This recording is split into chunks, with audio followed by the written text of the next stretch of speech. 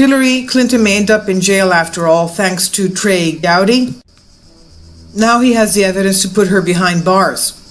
His exchanges with FBI Director James Comey about Hillary Clinton's get-out-of-jail-free pass is one for the records. Gowdy exposed both Comey and Hillary, and it appears that Gowdy has bigger judicial plans for Hillary and her crimes and scandals. Gowdy appears to be setting Hillary up for perjury charges. Hillary previously testified concerning her emails to the House Benghazi Committee. Specifically, she said under oath that she had not sent or received classified documents on her personal email server. But under cross-examination from Trey Gowdy, FBI Director Comey admitted that Hillary lied. Since she was under oath, this sets her up for being charged with the crime of perjury. Boom. That is why Trey Gowdy is such an important member of the House of Representatives. He's going to charge Hillary with perjury. Comey admitted to Gowdy that Hillary's attorneys scrubbed her devices and server in a way that would prevent recovery on some of her emails. He also said that she did lie and use multiple devices to send emails, and of course she lied about sending classified information. But he had a reason to do that. Gowdy got Comey to admit that Hillary is too stupid to know what classified means. This is exactly what Comey had in his statement. She didn't know what C meant, even though she was a lawyer for all her life, even though she was married to a president, and even though she was in the Washington, D.C. area for decades. She doesn't know what C means and doesn't know how to handle classified information. So if she's that stupid, how can she be running for president of the United States? But I want to specifically address the family members that are here. There is no theory of the prosecution, Mr. Schiff, because there is no prosecution. There's a very big difference between a prosecution where you already have reached a conclusion and you're just trying to prove it to people. This is an investigation, which is why it's so sad that nowhere in that stack that you just put up there, where the emails of Secretary Clinton, the emails of the ambassador, 50,000 pages worth of documents, eyewitnesses, that's the real tragedy. To the family and the friends, when you're told that there have been 7 previous investigations in an ARB, you should immediately ask, why did you miss so many witnesses? Why did you miss so many documents? This is not a prosecution, Mr. Schiff. You and I are both familiar with them. I've reached no conclusions, and I would advise you to not reach any conclusions either until we reach the end. There are 20 more witnesses. So I'll agree not to reach any conclusions if you'll do the same. With that, Madam Secretary, regardless of where he ranked in the order of advisors, it is undisputed that a significant number of your emails were to or from a Sidney Blumenthal. Now, he did not work for the State Department. He didn't work for the U.S. government at all. He wanted to work for the State Department, but the White House said no to him. Do you recall who specifically at the White House rejected Sidney Blumenthal? No, I do not.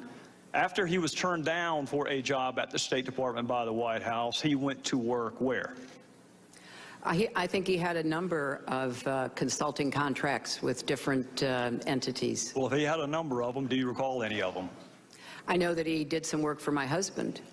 Well, he worked for the Clinton Foundation. That's correct. Okay. He worked for Media Matters. I'm sure he did. He worked for Correct the Record. I'm sure he did. When you were asked about Sidney Blumenthal, you said he was an old friend who sent you unsolicited emails, which you passed on in some instances because you wanted to hear from people outside what you called the bubble.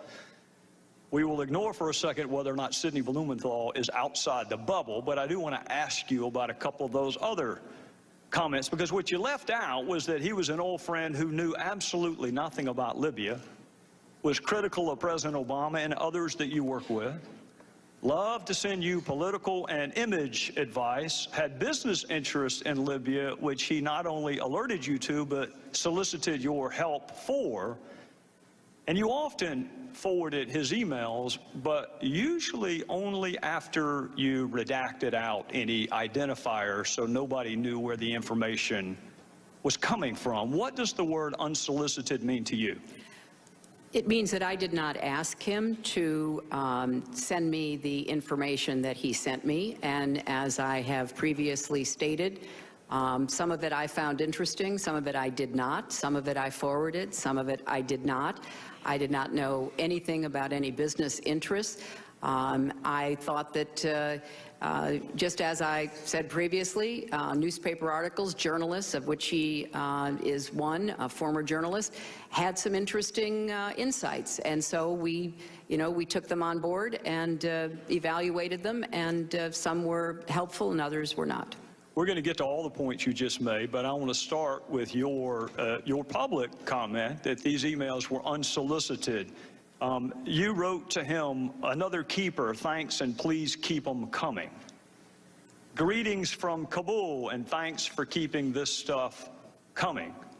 Any other info about it? Question mark. What are you hearing now? Question mark. Got it. We'll follow up tomorrow. Anything else to convey? Question mark." Now, that one is interesting because that was the very email where Mr. Blumenthal was asking you to intervene on behalf of a business deal that he was pursuing in Libya. What did you mean by what are you hearing now? I have no idea, Congressman.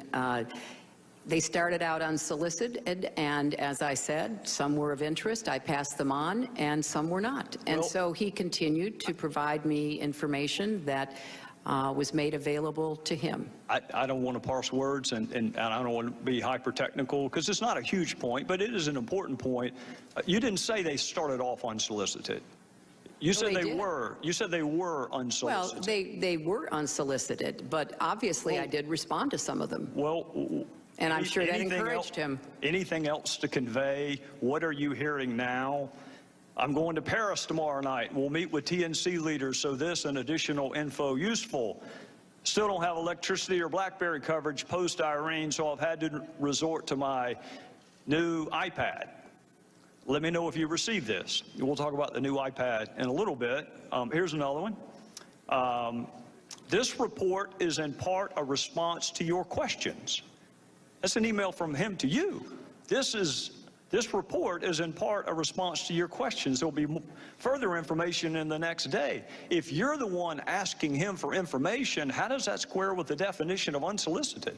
I said it began that way, Mr. Chairman, and I will add that both Chris Stevens and Gene Kretz found some of the information interesting, far more than I could, because they knew some of the characters who were being mentioned, and they were the ones, the kind of persons with the expertise that I asked to evaluate to see whether there was any useful information. We're going to get to that in a second. Now, before you give Mr. Blumenthal too much credit, you agree he didn't write a single one of those cables or memos he sent you.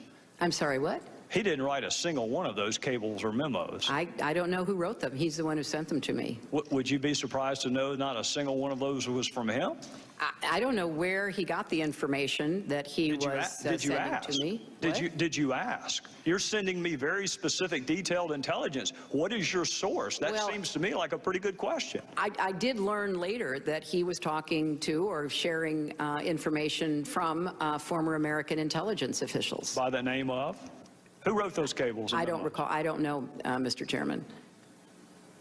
You had his information passed on to others, but at least on one occasion you asked Ms. Abedine, can you print without any identifiers? Why would you want his name removed?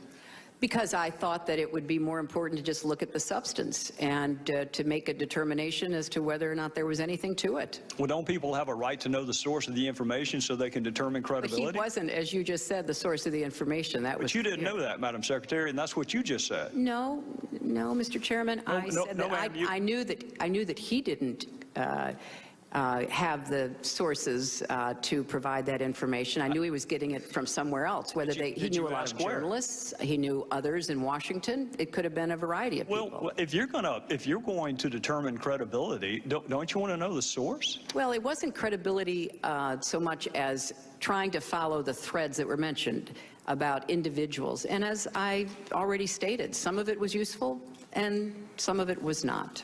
Well, did the president know that Mr. Blumenthal was advising you? He wasn't advising me. And, you know, Did he Mr. know Chairman, that he was your most prolific emailer that we have found on the subjects of Libya and Benghazi? that's because I didn't do most of my work That's about fair. Libya on I'm email. not challenging that, Madam Secretary. I am not challenging that. All I'm telling you is the documents show he was your most prolific emailer on Libya and Benghazi. And my question to you is, did the president, the same White House that said you can't handle him, can't hire him, did he know that he was advising you? He was not advising me, and I have no reason to have ever mentioned that or know that the president knew that. All right, I want to draw your attention to an email about Libya from Mr. Blumenthal to you, dated April 2011. It will be Exhibit 67. And this is informative. Should we pass on, and in parentheticals, unidentified to the White House? If you were going to pass something on to the White House, why would you take off the identifiers? Because it was important to evaluate the information, and from a lot of intelligence that I have certainly reviewed over the years, you often don't have the source of the intelligence. You look at the intelligence and you try to determine whether or not it is credible, whether it can be followed up on. Well, I'm going to accept the fact that you and I come from different backgrounds, because I can tell you that an unsourced comment could never be uttered in any courtroom. You have We're to not have talking the about right. courtrooms, Mr. Chairman. no. We're talking about intelligence. No, we're and- talking about credibility and the Well- ability to assess who a source is and whether or not that source has ever been to Libya, knows anything about Libya, or has business interest in Libya, all of which would be important if you were going to determine the credibility, which I think is why you probably took his information off of what you sent to the White House. But here's another possible explanation that may give us a sense of why maybe the White House didn't want you to hire him in the first place. In one email, he wrote this about the President's Secretary of Defense: I infer Gates' problem is losing an internal debate. Tyler, and by the way, Tyler's Tyler Drumheller, that's who actually authored the cables that you got from Mr. Blumenthal. Tyler knows him well and says he's a mean, vicious little, I'm not going to say the word, but he did. This is an email from Blumenthal to you about the President's Secretary of Defense. And here's another Blumenthal email to you about President's National Security Advisor.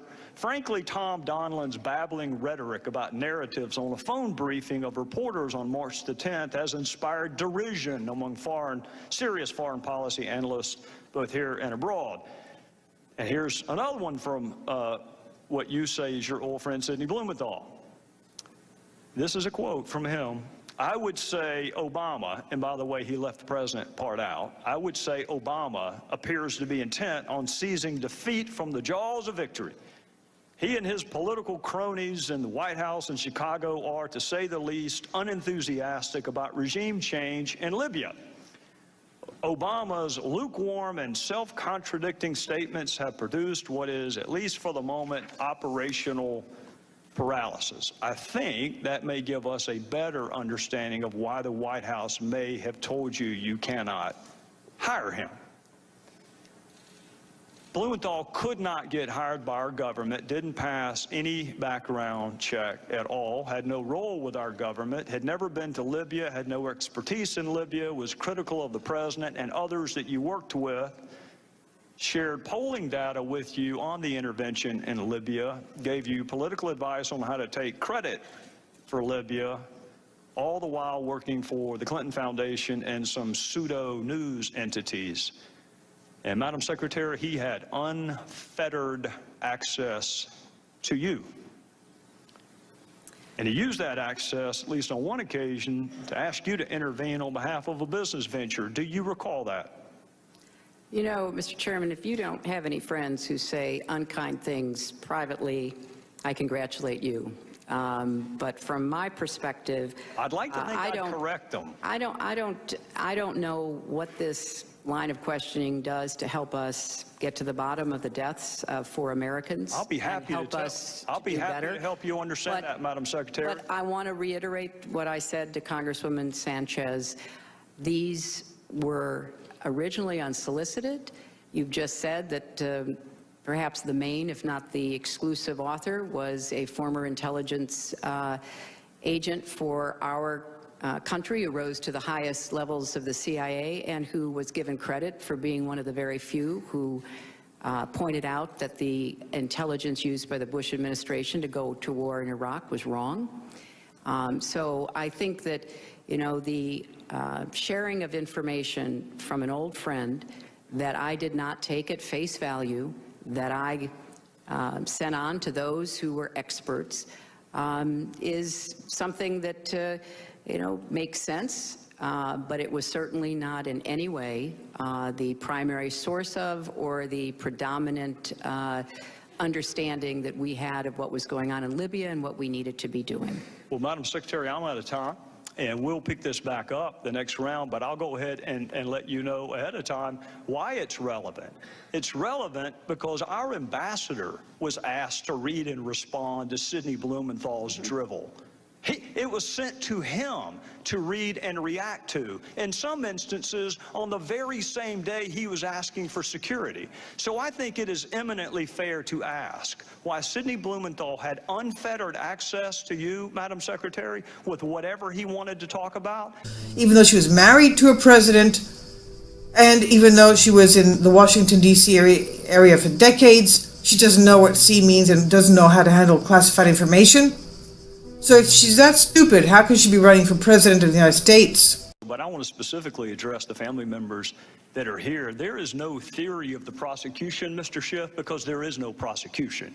There's a very big difference between a prosecution where you already have reached a conclusion and you're just trying to prove it to people. This is an investigation, which is why it's so sad that nowhere... We admitted to Gowdy that Hillary's attorneys scrubbed her devices and server in a way that would prevent recovery on some of her emails. He also said that she did lie and use multiple devices to send emails, and of course she lied about sending classified information. But he had a reason to do that.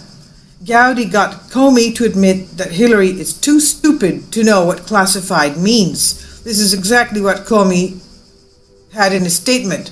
She didn't know what C meant, even though she was a lawyer for all her life. In that stack that you just put up there, where the emails of Secretary Clinton, the emails of the ambassador, 50,000 pages worth of documents, eyewitnesses, that's the real tragedy.